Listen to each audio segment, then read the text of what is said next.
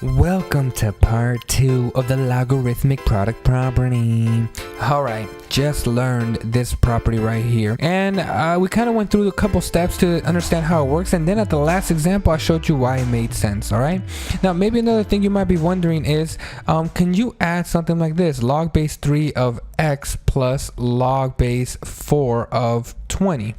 Well, this problem is not possible because we have different bases, and you might ask yourself, well, why doesn't it make sense? Well, first of all, what is the oops, I kind of gave a hint. What is the definition of a logarithm? Well, the definition of a logarithm is that they're inverses of exponential functions. So let's look at exponential equations. X squared times x to the fourth. Can we simplify this? Yeah, that's x to the sixth. Why?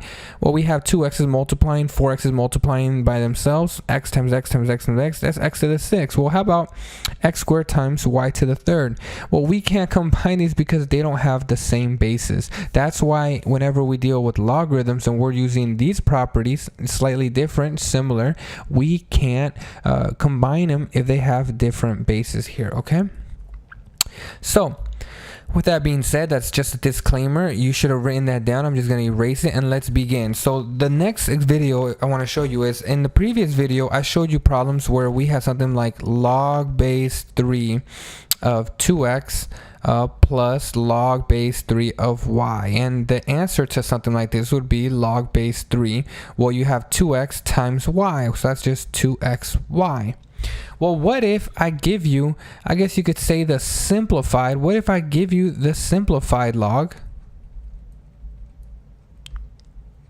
and I want you to get the expanded form? I want you to kind of go backwards. So instead of going from left to right, what if I want you to go from right to left? So for example, well, let's start off maybe with something like this. Let's say I give you the right hand side, logs base 7, and this is 25 times x. Well, what would this have to be here? Well, the log is base 7, so we know this is base 7. I'm gonna put a set of parentheses.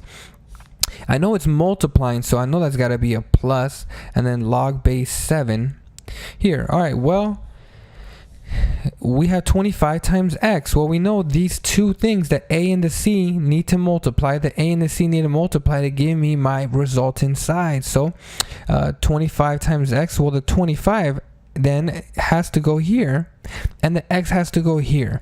And why does that make sense? Well, what's 25 times x? Well, that's 25x. all right, so let's go ahead and do a few more example problems like this. What if I give you something like this right here?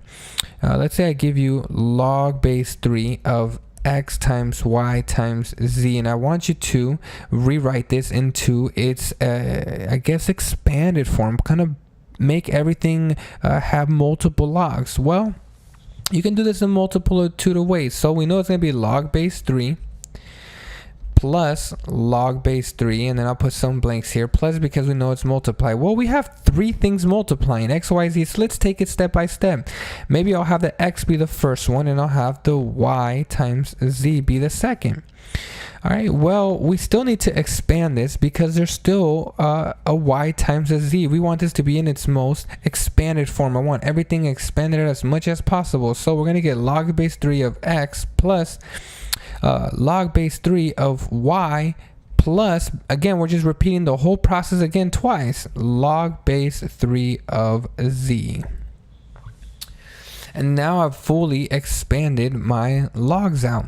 And why does that make sense? Well, if I was to simplify it, I'm just going to get this again, right? I have a plus sign, so I multiply x times y, and then I multiply with the z, and I get x, y, z, which is what I get on the left hand side there. All right, let's just do maybe one more example problem, and then we can kind of wrap this one up. Let's say log base 3 of x squared times y to the fourth.